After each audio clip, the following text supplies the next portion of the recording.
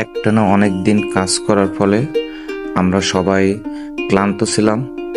তো তখন আমরা সব কলিগরা মিলে সিদ্ধান্ত নেই যে আমরা কাছাকাছি কোথাও ঘুরতে যাব।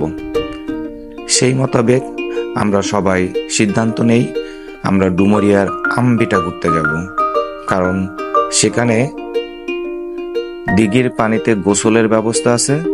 আমরা সেখানে যে শীতল পানিতে গোসল করে ঠান্ডা হব। তো সেই মোতাবেক আমরা শুক্রবারে রওনা হয়ে যাই ডুমুরিয়ার আমবিটার উদ্দেশ্যে।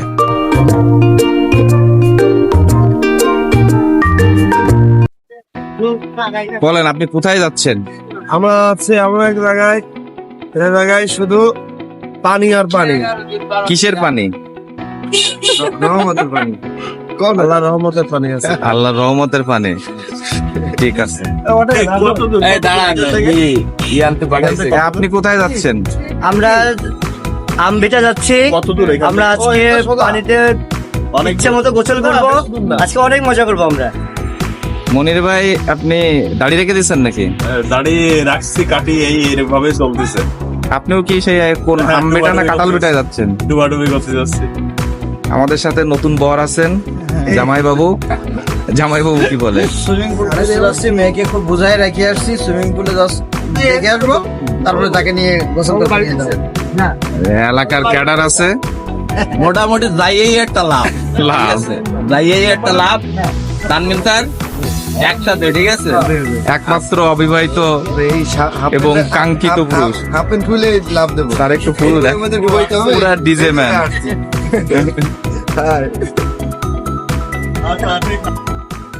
আমাদের সকল কলিগরা চলে আসার পর আমরা কিছুক্ষণের জন্য চা পানির বিরতি দেই। তারপর সবাই মিলে আবার রওনা হই ডুমুরিয়ার আমবিটার উদ্দেশ্যে।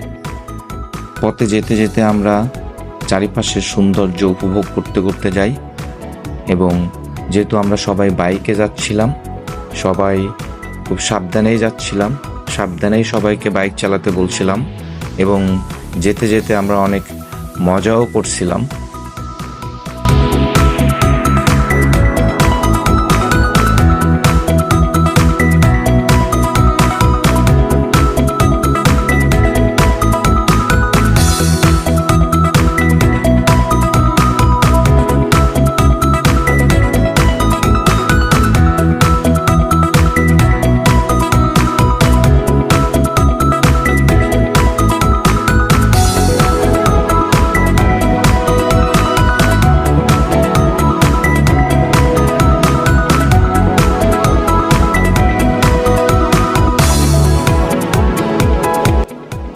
আমি ফাজ স্যারের বাইকে বসে ভিডিও করছিলাম।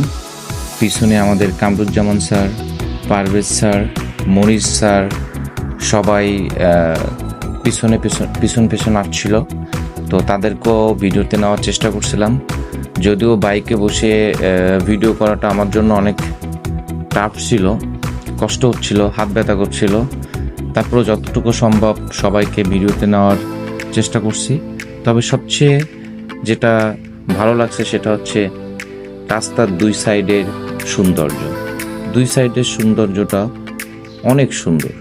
আপনারা যদি কখনো ডুমুরিয়ার আমবিটার দিকে আসেন, তাহলে অবশ্যই এই সৌন্দর্য উপভোগ করতে পারবেন। আমরা মোটামুটি আমবিটার কাছাকাছি চলে আসছি, আর অল্প কিছুক্ষণের মধ্যেই হয়তো আমরা আমাদের গন্তব্যে পৌঁছে যাব। অলরেডি আমরা গন্তব্যে চলে আসছি। আসার পরে এখানে যে দায়িত্বপ্রাপ্ত যে ছেলেটি ছিল, তার সাথে আমরা কথা বলে নিচ্ছিলাম যে কিভাবে আসলে আমরা বাইকগুলো কোথায় রাখবো, প্রবেশ মূল্য কত, আমরা এখানে কি করতে পারবো, সে বিষয়ে আমাদের অভিজ্ঞ পারভেজ স্যার তার সাথে কথা বলে নিচ্ছিলেন। সেই সময়ের মধ্যে আমি এর চারিপাশটা ঘুরে দেখার চেষ্টা করছিলাম, আশেপাশে কি আছে সেটা দেখার চেষ্টা করছিলাম, এবং ঘুরে দেখতে দেখতে দেখলাম যে ছেলেটি এখানে দায়িত্বপ্রাপ্ত, তার কাছ থেকে পুরো বিষয়টি জানার জন্য তার কাছে আসছিলাম। তো চলুন আমরা এখন তার কাছ থেকে শুনে নেই ডিটেলস কিভাবে আমবিটায় আসতে হবে।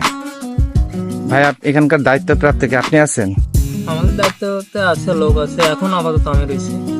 গরমের জন্য কি আপনি খালি গায়ে আছেন? গরমের জন্য আর কাজ করতে হচ্ছে তোমাদের। আজ শুক্রবার, লোকজন কম নামাজের জন্য। এই জায়গার নাম কি? এটা হচ্ছে জনতা পার্ক। জনতা পার্ক। এই লোকেশনটা কি? এটা মানে আম্বিটা বাজার। আম্বিটা বাজার। খুলনা থেকে এখানে আসার ওয়েটা কি একটু বলবেন? খুলনা থেকে আপনার দৌলতপুর থেকে ডাইরেক্ট মহেন্দ্রতে চলে আসতে হবে আম্বিটা। দৌলতপুর থেকে ডাইরেক্ট মহেন্দ্র থেকে আম্বিটা এই জায়গায় আসতে পারবে। কত কিলোমিটার বলেন তো গোল চত্বর থেকে খুলনা? সেটা তো বলতে পারবো না। আনুমানিক দৌলতপুর থেকে আপনার 8 কিলোমিটার। ওকে ভাই, থ্যাংক ইউ। ঠিক আছে। ভিডিও করতে কোনো সমস্যা নাই তো? না ভাই, এখন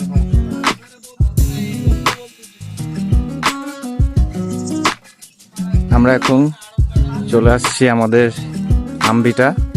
আজকে আমরা সবাই আমাদের কলিগদের নিয়ে সবাই মিলে একসাথে মজা করব বলে আসলাম। এখানে গোসল করার ব্যবস্থা আছে, আমরা গোসল করব এবং মজা করব। এই জন্য সব কলিগরা মিলে চলে আসলাম।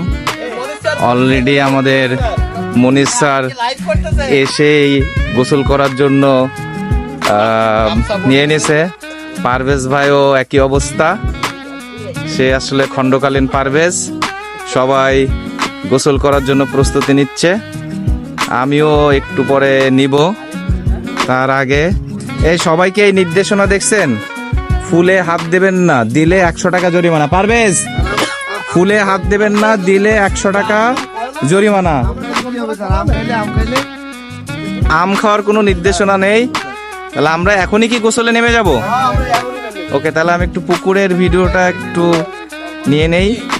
এই হচ্ছে সেই পুকুর, যে পুকুরটার জন্য আমরা আসলে আসছি, যে অনেকদিন আমাদের পুকুরে গোসল করা হয় না। আমরা আজকে এই পুকুরে গোসল করব। অনেক, এটা আসলে পুকুর না, এটারে দিঘি বলা চলে। অনেক বড় একটা দিঘি।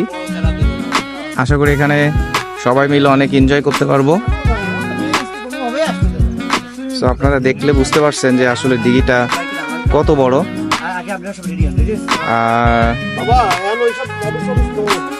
একটা নৌকাও আছে, আমরা এই নৌকাও চলতে পারবো। মাঝে মাঝে আসলে বিনোদনের দরকার আছে, সেই হিসাবে আমাদের এই ব্যস্ততার মধ্যেও আমরা সবাই মিলে আজকে চলে আসছি। সবাই গোসলের জন্য প্রস্তুতি নিচ্ছে। মনির ভাই, পারভেজ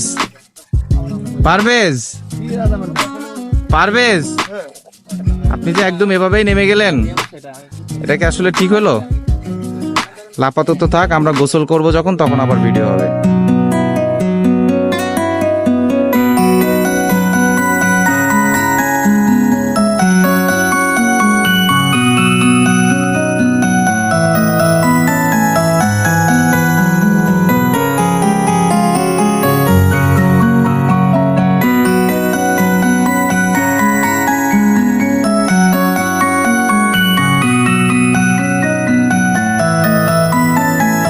আমরা এখন পুরো পার্কটা ঘুরে দেখব।